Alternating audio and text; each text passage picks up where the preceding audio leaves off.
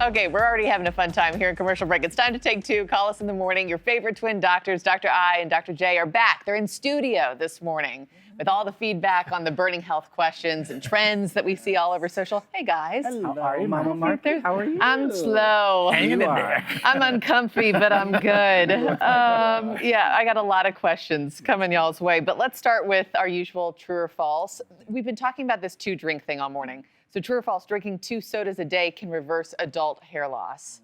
False. False. Totally false. I wish it were that easy. It would have saved us money on our trip to Turkey, right? Pain, yeah. No, so basically it's the opposite, okay? So they did the study that found that people who drink too much soda, because of the sugar in the soda, make too much sebum. That's the oil on the skin, right? Sebum, when you make too much of it, blocks your follicles, blocks your pores, causes those acne outbreaks, and because it blocks the follicles, causes inflammation. Your body attacks those follicles, kills them, increases the risk of hair loss. Now, 80% of men like us suffer from hair loss. So this is actually quite distressing. Yeah, it's quite distressing. What's wrong with that? Yeah. So no, if you're having issues with hair loss, you want to avoid. It is life for us, sadly. So you want to avoid the soda if you're concerned about your hair. Okay. Is there any drink out there that would reverse it? Kombucha. Yeah, I was going to say kombucha. Yeah, anything fermented. Yeah. Okay. Yeah. Good to know.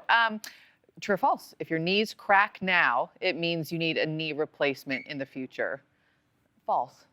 That is false. That is false. There's something called crepitus, right? That's one of my favorite words. Crepitus. Crepitus. Cavitation. It's called crepitus, right? When you get all the cracking in your joints. It doesn't, but it feels so good though. When you get all the cracking in your joints, right? You're releasing nitrogen air bubbles in the fluid that bathes your joints. So that's not a bad thing per se. But they did a study that found that people who have a lot of crepitus do have more osteoarthritis, which is where you kind of wear down that cartilage. So if you have crepitus, doesn't mean that you're going to need a knee replacement. But if you have crepitus and a lot of pain and swelling, could be a bad sign. So see your doctor. Unless you're 9 months pregnant. Yeah, okay. It's okay. What about, when your mom used to tell you don't crack your knuckles because your knuckles will get bigger? Your mom's a liar. I love to crack my knuckles. I do it all the time, and I've got the daintiest of knuckles.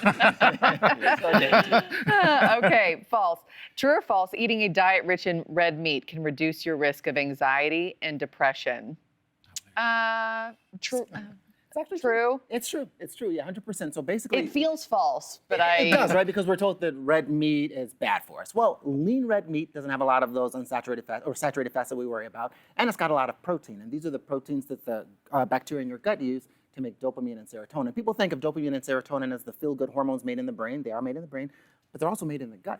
And so when you eat a lot of protein, you make more of those feel-good hormones, and you tend to feel happier. Okay, good. We've been grilling a lot this summer. Okay. We've had a lot of steak. Best summer ever. Best summer ever. So I'll take it. And true or false, insomnia only occurs as you're trying to fall asleep. False. That is false. So Because that's popping up in the middle of the, I can see personally right now, in the middle of the night at all times. When we think of insomnia, we think of people that have a hard time going to sleep, or they go to sleep and pop awake, right? And that's classic insomnia, but there's something called late insomnia, because just regular insomnia clearly wasn't enough. And so late insomnia is where you go to sleep quickly, sleep for like 4 or 5, 6 hours, but then you wake up like an hour or 2 hours before you want to. Yes. And that keeps happening every morning. For people, it happens every once in a while, right? But if you're finding it's happening more than 3 times a week for more than a few months, that can be a sign of a condition. It's seen in people as they get older, because our melatonin levels are low and our circadian rhythms are off, when women are perimenopausal, postmenopausal, when you have depression, anxiety. So if it happens every once in a while, not the end of the world. But if it's something that's happening often, see a doctor, because it can be linked to other things. Yeah, so that was my pregnancy question of the week, is it's that last, final stretch, and that insomnia has kicked in. So when you do wake up an hour or 2 before the alarm clock, and you can't take the Unisom, it's like, what are you supposed to do in that moment? Honestly, because you're right, you can't take a Unisom because then you'll be a zombie in 2 hours. But what they recommend is don't get on the phone, don't turn on the lights, just keep the environment as quiet as you can, as dark as you can, close your eyes and try your best to get to sleep. But even if you don't sleep, just being in bed and having that mind at rest still is good for your body. And just relaxing. Just relax. But it's torturous, And for feel like people who deal with it often. Yeah, it's Mother Nature's way of preparing you for being What's gonna happen. sleepless parent. Yes. You're about to have that. Every 2 to 3 hours you're going to I know. I know it well. Yes, you do. And it's so funny being pregnant again. Some things, seem easier because you know what you know, but in other ways it's harder because you know what you know. You know what's coming. You know what's coming. Guys, it's so good to see you. Y'all are the best.